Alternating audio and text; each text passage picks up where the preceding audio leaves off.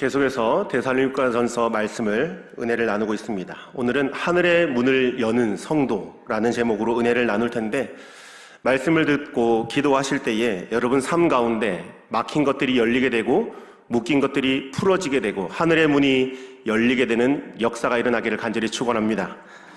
데살로니가 전서가 총 5장으로 되어 있는데 벌써 4장까지 보고 있습니다. 거의 결론 부분을 살펴보는 것이라고 해도 과언이 아닐 것입니다. 지난주에는 바로 오늘 본문, 앞에 본문을 살펴보면서 하나님의 뜻이 무엇인가에 대해서 나누었죠. 4장 3절을 한번 보시면 하나님의 뜻은 이것이니 너희의 거룩함이라 곧 음란을 버리고, 이렇게 기록하죠. 사도 바울은 데살로니가 교회 성도들을 향하여서 음행을 삼가라 강력하게 권면합니다. 왜냐하면 이때 당시 이 마게도냐 지역, 오늘날의 그리스에 해당되는 지역이죠. 그 지역이 요즘과 마찬가지로 음행, 음란 이런 문제들이 사회적인 이슈를 넘어서서 교회까지 침투하고 있었기 때문입니다. 그래서 바울이 음행을 삼가라 하고 음행에 대해서 1절부터 8절까지 권면의 말씀을 강하게 하고요. 오늘 본문 말씀인 9절부터 이제 다른 주제를 바꾸어서 간청을 합니다. 9절과 10절을 제가 다시 한번 읽어보겠습니다. 형제 사랑에 관하여는 너희에게 쓸 것이 없음은 너희들 자신이 하나님의 가르치심을 받아 서로 사랑함이라. 너희가 온 마게도냐 모든 형제에 대하여 과연 이것을 행하도다. 형제들아 권하노니 더욱 그렇게 행하고. 아멘. 지금 말씀을 읽어본 것처럼 형제 사랑에 관하여는 너희에게 쓸 필요가 있다고요? 없다고요? 없음은, 이렇게 기록하죠. 왜 이렇게 말하는 걸까요? 우리가 이 데살로니가 전서 1장부터 쭉 살펴봐서 아는 것처럼 데살로니가 교회는 이미 사랑이 충만한 교회였습니다. 1절 서론 부분을 보시면 세 가지의 중요한 핵심 단어가 나오는 것을 우리 함께 배워서 알 것입니다. 믿음의 역사, 두 번째 뭐죠? 사랑의 수고, 세 번째가 소망의 인내, 예수 그리스도에 대한 소망의 인내. 이 세 가지, 데살로니가 교회를 떠올리면 사도 바울은 이 세 가지 단어로 데살로니가 교회를 기억한다라고 말씀을 하고 있습니다. 그만큼 사랑의 수고가 넘치는 교회였죠. 지금 사도 바울이 한 번 더 강조하면서 다른 건 몰라도 이 형제 사랑에 관해서만큼은 내가 여러분들에게 할 말은 딱히 없다, 책망할 게 없다는 겁니다. 그럼에도 불구하고 지금 사도 바울이 여기에서 다시 한 번 더 이 형제 사랑을 언급하고 있는 이유가 무엇일까? 1장에서도 언급했습니다. 3장에서도 다루었습니다. 그리고 지금 4장에서 또 한 번 언급을 하고 있죠. 나중에 데살로니가 후서에 가면 또다시 거론하고 있습니다. 여러분, 우리가 이 성경을 읽으면서 이 신학적인 난제들을 막 두고 토론을 하면서 이게 맞나 틀렸나 이런 건 어렵더라도 이렇게 성경에서 반복적으로 기록하고 있는 것을 볼 때에 이게 중요한 부분인가 아니면 그냥 넘겨도 될 부분인가 정도는 분별할 수 있을 것입니다. 이것은 데살로니가 교회와 성도들에게, 그리고 오늘날 이 데살로니가 전서를 읽고 있는 우리에게도 너무나 중요한, 정말 중요한 가르침이기 때문에 반복 학습을 시키고 있는 것입니다. 담임 목사님께서도 이런 말씀 자주 하셨죠. 아주 중요한 광고, 소식이라서 이 강대상에서 몇 줄을 거듭거듭해서 이렇게 광고를 했는데도 못 듣는 사람이 있을까요? 없을까요? 있습니다. 그때 당시 주일에 교회에 나오기도 하셨고 또 주보를 보면서 같이 듣기도 하셨는데 잃어버리는 사람이 있습니다. 잊어버리고 내가 언제 그걸 들었는가? 기억이 안 나는데, 처음 듣는데, 이런 분들이 많죠. 그래서 한 번 지시하면 10번 확인하는 거. 그래서 거듭거듭 같은 광고를 계속 하시는 겁니다. 이 예수님께서도 형제 사랑에 대한 말씀을 바울을 통해서만 말씀하신 것이 아니었죠. 요한복음 13장 34절, 35절 이 말씀을 보시면 우리가 너무 잘 아는 말씀입니다. 새 계명을 너희에게 주노니 서로 뭐 하라고요? 사랑하라. 내가 너희를 사랑한 것 같이 너희도 서로 사랑하라. 너희가 서로 사랑하면 이로써 모든 사람이 너희가 내 제자인 줄 알리라. 이렇게 말씀합니다. 여기 보니까 언제 사람들이 우리가 예수님의 제자인 것을 알 거라고 했죠? 우리가 어떤 직분을 받을 때입니까? 아니면 제자훈련과 같은 그런 양육훈련 프로그램을 수료할 때입니까? 아닙니다. 우리가 서로 사랑할 때, 그때 우리가 예수님의 진정한 제자인 것을 믿지 않는 자들까지 알게 된다라고 말씀합니다. 그래서 서로 사랑하라. 이것은 하나님께서 우리 성도들에게 직접 주신 명령입니다. 그렇다면 데살로니가 성도들이 형제의 사랑에 대한 말씀을 어떻게 지켰을까? 이어지는 10절 말씀을 보시면 이렇게 기록하죠. 너희가 온 마게도냐 모든 형제에 대하여 과연 이것을 행하도다. 여러분 잘 보십시오. 너희가 온 데살로니가에 있는 모든 형제에 대하여 이렇게 기록하는 것이 아니라 온 마게도냐에 있는 모든 형제들에게 이 일을 행하였다. 이렇게 말씀하죠. 아시다시피 마게도냐라는 이 개념은 광역 도시입니다.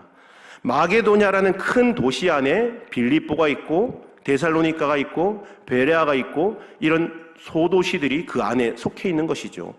좀 쉽게 이해하려면 이 성남시라는 그 큰 시 안에 분당구가 있고 수정구가 있고 중원구가 있고 이런 것처럼 이 큰 광역의 개념이 마게도냐의 개념입니다. 그러니까 지금 이 데살로니가 성도들의 사랑이 얼마나 넘쳤냐면 데살로니가 지역 이 소도시를 채우고 흘러 넘쳐서 마게도냐의 전 지역으로 증폭이 되어 전해지고 있었다라는 말씀입니다. 저는 이 말씀을 준비하면서 데살로니가 교회 성도들이 보여준 사랑이 우리 분당중앙교회에도 있다는 것을 깨닫게 되었습니다. 담임 목사님께서 복음의 전파 사명성을 자주 강조하십니다. 그 전파의 사명성이 어떻게 이어지죠? 예루살렘, 온 유대, 사마리아 땅끝 이 확장성을 가지고 증거되는 것이죠. 사랑의 확장성도 마찬가지입니다. 우리 성도들 안에만 머물러 있는 것이 아니라 가까이는 우리 주변의 이웃들로부터 좀 더 나가서 우리 한국, 더 나아가서 동남아시아, 유럽, 미주, 아프리카까지 이게 흩어져서 사역하시는 선교사님들에게까지 우리의 사랑이 전해지고 있음을 생각하면 얼마나 가슴이 뜨거워지는지 모릅니다. 히브리서 13장 16절 말씀에 이렇게 기록하죠. 오직 선을 행함과 서로 나누어 주기를 잊지 말라. 하나님은 이 같은 제사를 기뻐하시느니라. 할렐루야. 여러분, 성경에서 하나님을 기쁘시게 하는 비결이 바로 이 본문입니다. 서로 나누어 주고 서로 선을 행하는 것, 하나님이 이것을 기뻐하신다. 이 원리를 알았던 사도 바울이 지금 이 10절에서 이렇게 간청하고 있는 것입니다. 다시 한번 10절 중요하니까 눈으로 한번 보시겠습니다. 너희가 온 마게도냐 모든 형제에 대하여 과연 이것을 행하도다. 형제들아 권하노니 더욱 그렇게 행하고. 사실 데살로니가 성도들은 이미 이 사랑을 넘치도록 하고 있다라고 말씀드렸죠. 얼마나 사랑이 넘쳤으면 데살로니가를 넘어서 마게도냐 지역 이 광역 도시에까지 지금 채워지고 있다. 그럼에도 불구하고 지금 사도 바울이 뭐라고 간청하고 있습니까? 너희는 더욱더 많이 해라. 어떻게 보면 이게 좀 무리한 요구가 아닌가 생각이 들 수도 있지만 여러분, 사랑은 아무리 많이 베풀고 나누어져도 지나치지 않는 것입니다. 믿으십니까? 왜냐하면 이 사랑은 아무리 나누고 베풀어도 고갈되지 않는 것이기 때문이죠. 다시 한번 말씀드리겠습니다. 사랑은요, 아무리 많이 베풀고 나누어져도 마르거나 고갈되지 않습니다. 왜냐하면 우리 하나님이 사랑의 원천이시기 때문입니다. 요한 1서 4장 16절 말씀에도 이 말씀을 직접적으로 말씀하시죠. 하나님은 사랑이시라. 교회마다 이런 슬로건이 많이 붙여 있습니다. God is love. 하나님은 사랑이시라. 사랑의 그 근원, 근본 자체이시기 때문입니다. 이러한 원리를 조금 더 쉽게 우리가 이해하려고 좋은 예를 하나 들어서 소개해드립니다. 여러분, 이 팔레스타인 지역, 이스라엘이 있는 이 팔레스타인 지역에는 우리가 아시다시피 두 개의 큰 바다가 있습니다.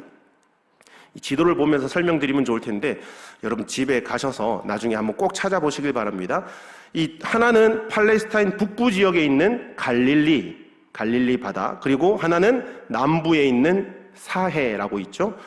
이게 사실 바다라기보다는 호수라고 해야죠, 엄밀히 따지면. 그런데 히브리 사람들은 이 바다와 호수를 나누지 않았습니다. 히브리어 단어 얌이라고 하는 단어를 써서 그냥 물이 많은 곳을 바다, 호수 따로 경계하지 않았습니다. 그래서 이 호수인데 갈릴리 바다, 사해 이렇게 부르기도 하는 거죠. 나중에 지도를 찾아보시면 아시겠지만 사해는 갈릴리보다 훨씬 큰 호수입니다. 면적으로 따져봤을 때 이스라엘에서 가장 큰 호수가 이 사해입니다. 근데 이 사해는요, 물의 염도가 바다보다 7배나 많다고 그럽니다. 일반 바닷물의 염도가 5% 정도라고 한다면 이 사해는 35%가 된다고 하죠. 그러니 사해에는 어떤 생물조차 생존할 수가 없는 환경입니다. 그래서 이름 그대로 사해, 죽은 바다라고 하죠. 반면에 갈릴리 바다를 보시면 사해에 비해서 규모나 면적으로 따지면 훨씬 작습니다. 5분의 1밖에 안 되는 규모입니다. 그런데도 이 갈릴리 바다는 생명력이 넘치는 바다이죠. 물속에 물고기들은 말할 것도 없고, 이 학자들에 의하면 50여 종의 물고기들이 그곳에 서식하고 있습니다. 그리고 이 갈릴리 바다를 중심으로 온갖 새와 짐승들과 또 숲풀들이 우거진 아주 이 자원이 넉넉한 환경이 갈릴리 바다인 겁니다. 왜 도대체 이런 차이가 나는 것일까요? 그 이유를 들어보신 분들도 계실 텐데요. 갈릴리 바다는 북쪽으로부터 유입되는 요르단강의 물을 받아서 다시 남쪽으로 흘려보냅니다. 반면에 사해라는 바다는 어떻습니까? 요르단강에서도 물을 받고요, 동쪽에서는 아르논 강으로부터도 물을 유입받습니다. 그런데 사해는 받기만 하고 어느 곳으로도 흘려보내지 않습니다. 그냥 받기만 할 뿐이죠. 그래서 사해는 죽은 바다가 된 것이다. 아마 이런 해석을 많이 들어보셨을 것입니다. 그런데 이게 중요한 게 아니라 여러분, 더 놀라운 자연의 신비가 뭐냐면요, 갈릴리 바다를 잘 집중해서 살펴보시면 그 물이 유입되는 부분은 굉장히 적은 양이라서 다른 곳으로 흘려보내기에는 턱없이 부족한 양이라는 겁니다. 그런데 참 놀라운 것은 이 갈릴리 바다가 아무리 흘려보내고 다른 곳으로 보내어줘도 고갈되지 않더라는 거죠. 왜 그럴까? 여기에는 이유가 있습니다. 이 팔레스타인 지역의 강수량을 조사해보면 어느 지역에 가장 비가 많이 내리냐면 갈릴리 바다도 북쪽이긴 한데 그것보다 더 북쪽에 가면 이 헤르몬 산이라고 하는 산이 있습니다. 시편에 소개되는 헐몬산의 이슬과 같다, 이런 그 표현이 나오죠. 이 헐몬산이 헤르몬산이죠. 이 헤르몬산에서부터 갈릴리로 물이 유입된다는 것을 볼 수 있습니다. 여러분, 갈릴리 바다가 다른 곳으로 물들을 흘려보내주고도 고갈되지 않는 이유가 바로 여기에 있습니다. 하나님께서 하늘의 문을 여셔서 헤르몬산으로부터 물을 계속해서 공급해 주더라는 겁니다. 눈으로 볼 때는 수입원이 굉장히 부족해 보이지만요, 절대로 고갈되지 않습니다. 왜냐하면 그 지역에 하늘의 문이 열려있기 때문입니다. 그래서 여러분, 예수님께서 그렇게 말씀하셨죠. 사도행전 20장 35절 말씀에 주는 것이 받는 것보다 어떻다고요? 복되도다. 복되다. 받기만 하는 사해에 하늘의 문이 열려 있는 것이 아니라 갈릴리 바다에 하늘의 문이 열려 있습니다. 그래서 지금 사도 바울이 오늘 본문 말씀에 힘있게 권면하고 있습니다. 지금도 잘하고 있지만 너희는 더욱 더 많이 해라. 왜냐하면 무엇보다 이 데살로니가 교회와 성도들을 위해 하늘의 문이 열려 있기를 간절히 바랬기 때문입니다. 근데 궁금한 거는요, 바울의 이러한 간청을 데살로니가 성도들이 잘 들어줬을까요? 사실 그렇잖아요. 지금도 이미 충분하게 사랑을 베풀고 있습니다. 뭘 얼마나 더 많이 해야 됩니까? 라고 말을 할 수 있을 텐데요. 데살로니가 교회 성도들은 바울의 간청을 기꺼이 기쁨으로 받아들였습니다. 로마서 15장 25절, 26절 말씀 보시면 바울이 이렇게 고백합니다. 그러나 이제는 내가 성도를 섬기는 일로 예루살렘에 가노니 이는 마게도냐와 아가야 사람들이 예루살렘 성도 중 가난한 자들을 위하여 기쁘게 얼마를 연보하였습니다. 여러분, 놀랍지 않습니까? 지금 데살로니가 성도들의 사랑이 마게도냐로 확장되었는데 이것이 마게도냐에서 끝난 것이 아니라 예루살렘에까지 이어지고 있다는 겁니다. 진짜 이 사도 바울의 간청대로 그렇게 더욱 더 많이 실천했던 것입니다.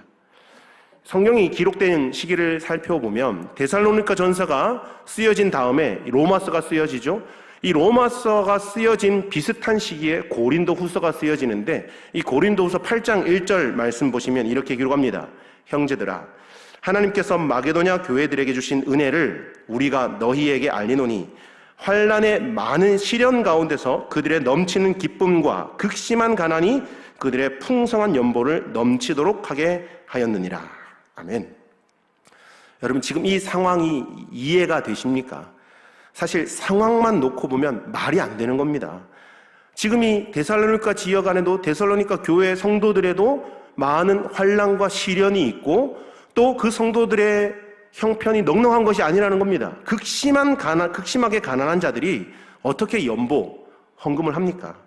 그런데 데살로니가 성도들은 그럼에도 불구하고 너그럽고 풍성한 연보, 헌금을 드렸다는 것입니다. 저는 이 부분을 읽는데 이 담임 목사님께서 총신대학교에 장학금을 보낸 이야기가 오버랩이 딱 되면서 스쳐 지나가면서 이게 현대판의 이런 사건이겠구나라는 생각이 들었습니다. 어려운 신학생들, 이 신학생들에게 장학 혜택을 주기 위하여서 총신대학교에서 우리 교회에 공문을 보냈습니다. 우리 교회만 보낸 게 아니겠죠. 전국 교회에 보냈을 겁니다. 100만 원만 후원해 주십시오. 근데 담임 목사님 마음 가운데 순간 성령의 감동이 있었겠죠. 내가 지금 우리 교회가 이 100만 원을 그냥 100만 원만 후원을 하게 되면 평생 100만 원만 후원하는 교회가 되겠구나. 그래서 눈 딱 감고 공 하나 더 붙였습니다. 믿음으로 입을 크게 연 것이죠. 100만 원이 아니라 1000만 원을 보낸 것입니다. 그러다 보니 몇 년 후에 1억씩 10년 더 할 수도 있었지만 어떤 사정이 있어서 중단되게 됐죠. 여러분, 이것은 바로 입을 크게 열고 우리의 믿음으로 하나님 앞에 반응한 행동이라고 볼 수 있습니다. 주 안에 사랑하는 성도 여러분, 우리 분당중앙교회 이전에도 잘 하셨습니다. 지금도 잘하고 계십니다. 그런데 사도 바울이 데살로니가 교회에 권면했던 것처럼 형제의 사랑에 더욱더 힘을 쓰는 교회가 되기를 축원합니다. 우리의 힘으로, 우리의 물질로 하는 것 절대 아닙니다. 하나님께서 하늘의 문을 열어주시면 그저 그 복을 유통하는 것입니다. 흘려보내는 것이고 다른 곳으로 보내어주는 것입니다. 내가 하나님의 거룩한 도구가 되어서 사용되어질 뿐입니다. 우리 분당중앙교회 모든 성도들이 이와 같이 하나님의 축복의 통로가 되고 은혜와 사랑을 흘려보내는 축복의 통로가 되기를 주님의 이름으로 축원합니다. 이어지는 본문 말씀을 보시면 사도 바울이 추가적으로 권면하는 것이 또 한 가지 나오죠. 11절 말씀 제가 다시 한번 읽어보겠습니다. 또 너희에게 명한 것 같이 조용히 자기 일을 하고 너희 손으로 일하기를 힘쓰라. 아멘. 너희 손으로 일하기를 힘쓰라, 이 권면은 당시 데살로니가 성도들에게 있어서 굉장히 실질적인 명령입니다. 이것을 이해하려면 당시 문화를 조금 이해해야 될 필요가 있습니다. 여러분, 이때 당시 그리스도인들 중에는 육체의 노동을 경시 여기는 부류들이 있었습니다. 그래서 이 육체 노동을 자기들이 하는 게 아니라 다 그냥 노예들의 몫을, 이 종들의 몫으로 다 돌렸던 것이죠. 그리고 이 데살로니가 교회 성도들 중에서는 예수님의 재림에 대해서, 다시 말해 이 종말론에 대해서 잘못된 해석을 가지고 있었던 사람들이 있었습니다. 마라나타, 아멘 주 예수여 속히 오시옵소서, 그렇게 예수님의 재림을 간절히 기대는 했지만 일상생활에서 아무것도 하지 않고 그냥 마라나타만 외치고 있었던 것입니다. 그러니까 아무 일도 하지 않는 거죠. 모든 일들을 다 내려놓고 이제 시간이 많다 보니까 이 사람 저 사람 참견하고 간섭하고 이런 일 저런 일 다니면서 다 간섭하기 시작한 겁니다. 그래서 지금 11절에 이렇게 명령하는 거죠. 조용히 지내며 너희 일을 하고 너희 손으로 일하기를 힘쓰라. 이러한 권면은 데살로니가 후서에서도 반복해서 권면합니다. 여러분, 반복해서 권면한다는 것은 중요하기 때문에 여러 번 반복한다라고 말씀드렸습니다. 이와 관련해서 데살로니가 후서 3장 10절부터 12절 말씀을 보면 이렇게 기록합니다. 우리가 너희와 함께 있을 때에도 너희에게 명하기를 누구든지 일하기 싫어하거든 먹지도 말게 하라 하였더니 우리가 들은즉 너희 가운데 게으르게 행하여 도무지 일하지 아니하고 일을 만들기만 하는 자들이 있다 하니 이런 자들에게 우리가 명하고 주 예수 그리스도 안에서 권하기를 조용히 일하고 자기 양식을 먹으라 하노라. 아멘. 여러분, 성경의 가르침은요, 우리가 마땅히 일을 해야 된다라고 가르치고 있습니다. 또한 그 일은 하나님께서 우리 성도들에게 주신 축복이라고 가르칩니다. 우리가 간혹 오해하는 것들이 있는데요, 인류의 조상인 아담과 하와가 죄를 지어서 에덴 동산에서 쫓겨나게 되었고 그 죄의 결과로 저주를 받아서 일을 하게 된 것이다, 이렇게 오해하는 경우가 있습니다. 그런데 성경을 보시면 아담과 하와가 죄를 짓기 전에도 하나님께서는 이 아담에게 일거리를 맡기신 것을 볼 수 있습니다. 창세기 2장을 보면 하나님께서 천지창조를 창조하시죠. 그리고 흙으로 사람을, 첫 번째 아담 만듭니다. 첫 번째 사람 아담을 지으시죠. 그리고 이 2장 15절의 말씀을 보시면 그 사람을 이끌어 에덴 동산에 두어 그것을 경작하며 지키게 하셨다라고 기록합니다. 일거리를 주신 것입니다. 이게 뭐 오늘날의 노동의 개념이 아니겠죠. 에덴 동산을 누릴 수 있는, 그 일을 하면서 기쁨을 누릴 수 있는 일을 주신 것입니다. 근데 이제 아담과 하와가 죄를 짓고 난 다음에는 엄밀히 말하자면 이 사람이 저주를 받은 것이 아니라 땅이 저주를 받은 것이죠. 그래서 이제 땀 흘림이 있어야, 피를 흘리고 땀을 흘려야 고통을 따르면서 이 일을 하게 된 것입니다. 그렇지만 일 자체는 하나님께서 창조하신 것이고 하나님의 축복이라는 겁니다. 심지어 하나님께서도 일하시는 분이셨지 않습니까? 누구보다 하나님께서는 부지런히 일하시죠. 그래서 우리가 CCM 찬양 가운데 이런 찬양하죠. 주가 일하시네, 주가 일하시네, 이런 찬양하지 않습니까? 주님께서는 지금도 수면 위에 운행하시며 우리의 삶 가운데, 여러분들의 삶의 현장 가운데 일하고 계시는 하나님이신 줄 믿습니다. 물론 여러분, 우리가 일을 안 하는 것과 일을 못하는 상황에는 분명한 차이가 있습니다. 이런저런 다양한 형편이나 상황 때문에 일을 못하시는 분들도 있습니다. 그러나 게으름이라는 것은 하나님께서 결코 기뻐하시지 않는 것이라는 거죠. 이 데살로니가 성도들도 어떤 사람들이 일을 그만두고 시간이 많으니까 막 이런 일 저런 일 여기저기 막 참견하면서 교회의 질서를 어지럽혔던 것이죠. 그래서 지금 사도 바울이 너희 손으로 일하기를 힘쓰라, 이렇게 명령한 겁니다. 그리고 다음 구절 보면 그 이유에 대해서 이렇게 밝히고 있습니다. 12절 보시면 이는 외인에 대하여 단정히 행하고 또한 아무 궁핍함이 없게 하려 함이라. 외인에 대하여, 그러니까 그리스도 밖에 있는 자들, 다시 말하면 불신자들이죠. 이 외인에 대하여 불신자들에게도 단정히 행하고, 이렇게 얘기하죠. 단정히 행한다, 이 말을 헬라어 원문을 보시면 유스케모노스 이렇게 하는데, 이거 무슨 뜻이냐면 적절하게 품위 있게, 이런 의미가 있습니다. 이 말은 그리스도인들이 쓸데없이 불신자들에게 손가락질 당하면 안 된다는 거죠. 불신자들에게 비난과 빈축을 사서는 안 된다. 모든 품행에 있어서 모범을 보여라, 이 말입니다. 불신자들은 그리스도인들의 삶을 예의주시하고 있습니다. 그러다가 뭐 하나 잘못된 거, 뭐 하나 꼬투리 잡히면 비난하고 손가락질하죠. 그런데 만일 그리스도인들이 이 잘못된 종말론에 쉽게 동요되어서 자기 생업을 게을리하고 여기저기 다니면서 말만 들기만 한다면 불신자들이 얼마나 믿는 자들 향하여서 손가락질하고 비난을 하겠습니까? 이것은 결국 우리 그리스도인들, 성도를 부르신 하나님의 이름을 욕되게 하는 것입니다. 나아가 이 복음의 문, 전도의 문을 닫아버리게 되는 결과를 초래하게 되는 것이죠. 이어지는 말씀에 또한 아무 궁핍함이 없게 하려 함이라 라고 하죠. 여기서 말하는 궁핍함은 1차원적으로는 이 각자의 자기 자신과 자신의 가족을 부양하는 데 있어서 궁핍함이 없게 하라는 이야기가 맞습니다. 그런데 바울이 권면하는 것을 더욱 깊이 살펴보면 이건 단순히 우리 식구, 우리 가족들의 부족함을 채우라는 뜻이 아님을 알 수 있습니다.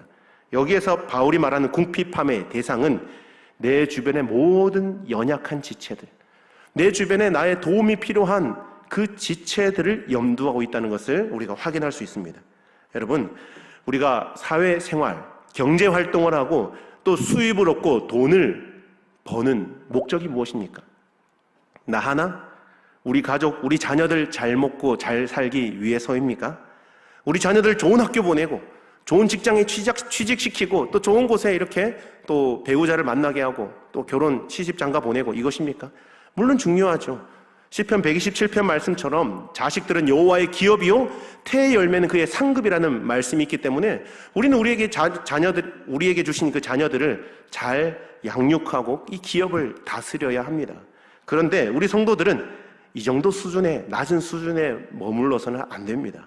그럼 우리가 돈을 벌고 수익을 창출하기 위한 목적은 무엇인가? 제가 지난주 토요일에 여기까지 설교 원고를 정리하고 나머지 뒷부분은, 이 결론 부분은 주일을 보내고 월화수 이렇게 남은 3일 동안 이제 정리를 해야 되겠다, 결론을 마무리 지어야 되겠다 라고 생각을 했는데, 이번 주에 담임 목사님 설교를 듣다가 그 결론 부분에 답을 얻게 되었습니다. 담임 목사님께서 주일 말씀을 전하시면서 이렇게 선창을 하시면서 우리 성도들 다 따라하게 하신 그 문구가 있었죠. 여러분 기억하시죠? 네. 여러분들이 이렇게 또 망각의 은사를 가지고 철저하게 잊어주시니 목회자들이 설교할 맛이 나지 않겠습니까? 했던 것 또 해도 기억하지 못하신다는 거죠. 네, 자, 잊으신 분들을 위해서 담임 목사님께서 사용하신 표현을 그대로 인용할 테니 다 같이 한번 따라해 보시면 좋겠습니다. 내가 잘 돼서 누군가를 돕는 게 아니라 누군가를 돕기 위해 내가 잘 되어야 합니다. 믿으십니까? 여러분, 이게 목적이 다른 겁니다. 내가 잘 돼서 누군가를 돕는 거는 전부 나 중심이죠. 그런데 누군가를 돕기 위해서 내가 잘 되어야 한다. 이건 굉장히 다른 말입니다. 이것이 바로 우리의 떡을 물 위에 던지는 거죠. 그리고 열어나올 후에 찾게 되는 것은 하나님께서 우리에게 갚아주시는 것입니다. 이러한 믿음과 결단의 행동이 있을 때 비로소 열어날 후에 도로 찾게 되는 역사가 일어나게 된다는 것입니다. 여러분, 우리 중에는 물 위에 떡을 던지지도 않고 그 물을 바라보면서 언제 갚아주시나 그렇게 오매불망 기대하고 기다리는 분들이 있습니다. 여러분, 굉장히 잘못된 것이죠. 물 위에 던지는 것이 우선순위입니다. 그 후에 갚아주시는 것은 얼마나 갚아주실지, 언제 갚아주실지, 어떻게 갚아주실지 도로 찾게 하시는 영역은 하나님의 영역이라는 것입니다. 옛날에 부모님이나 또 교사들이 우리 자녀들, 아이들에게 이런 말을 자주 했습니다. 들으면 아실 겁니다. 야, 공부해서 남 주냐? 다 너 잘 되라고 하는 얘기 아니냐? 공부 좀 해라. 저만 들었을까요? 여러분들은 안 들으신 것 같습니다. 우리 자녀들의 미래를 걱정하면서 했던 이 말이 이제는 변해야 됩니다. 여러분, 어떻게 변해야 될까요? 공부해서 남 주자, 공부해서 남 줘라, 이렇게 되는 겁니다. 이것이 바로 기독교의 핵심 가치 아니겠습니까? 그래서 예수님께서도 자신의 안위와 또 만족을 위한 삶을 선택하지 않으시고 스스로 십자가의 길을 선택하시고 우리 모든 인류의 죄를 사해 주신 것 아니겠습니까? 그렇다면 여러분, 우리도 이런 예수님의 사랑의 정신을 본받아서 연약하고 궁핍한 자들을 끝까지 더욱더 돌아보시기를 축원합니다. 사랑의 원천이신 하나님으로부터 공급되는 사랑은 절대로 고갈되지 않습니다. 우리가 이 사랑을 우리 안에만 가두어 두는 것이 아니라 우리 주변으로 흘려보내기 시작할 때 하늘의 문은 바로 그곳에서부터 열리게 될 줄 믿습니다. 그리고 그 문을 통해 부어주시는 하나님의 공급하심은요, 결코 마르거나 고갈되지 않습니다. 간절히 바라기는 이러한 원리를 여러분들 개인의 삶 가운데 꼭 기억하셔서 경험해 보시기를 바랍니다. 경험해 보신 분들은 압니다. 이 은혜가 얼마나 크고 귀한 거, 놀라운 것인지, 오묘한 것인지. 상황적으로 또 이성적으로 보면 또 아무리 계산기를 두드려 보면 수지타산이 안 맞는데, 분명히 나한테서 이만큼을 떼서 다른 사람에게 줬는데 비어 있어야 하는데 어느 순간 보면 더 넘치도록 채워져 있는 이 하늘의 원리, 이것이 우리 삶 가운데 적용돼야 될 줄로 믿습니다. 이것은 100번 말로 해도 여러분 이해가 안 되시는 분들은 끝까지 이해가 안 됩니다. 그러나 이러한 기적과 역사들은 지금도 우리 주변에서, 아니 우리의 삶 가운데, 여러분들의 삶 가운데 그러한 역사들이 일어나고 있습니다. 우리 하나님은 이성과 과학과 우리의 예상과 예측을 초월하여서 뛰어넘어서 역사하고 일하고 계시는 분이신 줄 믿습니다. 예전에 한번 설교하면서 제가 주일학교 때 배웠던 찬양을 한 곡 소개해 드린 적이 있는데 한 번 더 이 찬양을 소개해 드릴까 합니다. 아마 들으면 다 아십니다. 사랑은 참으로 버리는 것, 아시죠? 버리는 것, 사랑은 참으로 버리는 것, 더 가지지 않는 것. 후렴이 굉장히 중요하죠. 이상하다 동전 한 입 움켜잡으면 없어지고 쓰고 빌려주면 풍성해져 땅 위에 가득하네. 오, 굉장히 중요한 포인트입니다. 이상하네. 사랑이 이런 거라는 거죠. 나누어 줬고, 베풀어 줬고, 꿔줬고, 다 줬는데, 이상하다. 내가 아무리 동전 한 입 움켜잡으면, 나중에 보면 그게 없어지는 거죠. 근데 반대로, 이 역설적이죠. 쓰고, 빌려지면 더 풍성해지다라는 것입니다. 그래서 땅 위에 더욱 가득하고 풍성해지더라는 겁니다. 이런 원리를 깨달은 자들이 그 다음 추임새가 나오죠. 이겁니다. 주 안에 사랑하는 여러분, 우리가 이 원리를 잘 기억했을 때 우리 교회는 조금 더 질서 있는 교회가 될 것입니다. 우리의 가정은 하나님의 사랑이 더욱더 충만한 가정이 될 줄 믿습니다. 나아가 우리 성도들의 삶에는 하늘의 문이 열려 있어서 마르지 않고 고갈되지 않는 하나님께서 부어주시는 은혜가 충만하게 차고 넘치게 될 줄로 믿습니다. 기도하겠습니다. 사랑과 은혜가 충만하신 하나님께서 사랑의 근원이시고 원천이시기에 그 사랑에는 결코 제한이 없는 줄 믿습니다. 아무리 나누어주고 베풀어 주어도 고갈되거나 마르지 않고 계속해서 채워지는 그 사랑의 원리를 우리가 다시금 기억하며 나아가기 원하오니 우리로 하여금 형제 사랑을 더욱더 끝까지 감당할 수 있는 힘과 능력을 더하여 주옵소서. 오늘 들은 말씀이 단순히 머리로만 이해하고 지적인 동의 정도의 수준에 머무는 것이 아니라 우리의 삶으로, 우리의 손과 발로 실행되게 하여 주시고 입으로만 하는 사랑이 아닌 행동으로 보여주는 사랑의 성도들 되게 하여 주옵소서. 이렇게 말씀을 실천하는 성도들의 가정과 직장과 개인의 삶 위에 하늘의 문이 열리게 되는 놀라운 역사를 경험하는 우리 분당중앙교회 성도들 되게 하여 주시옵소서.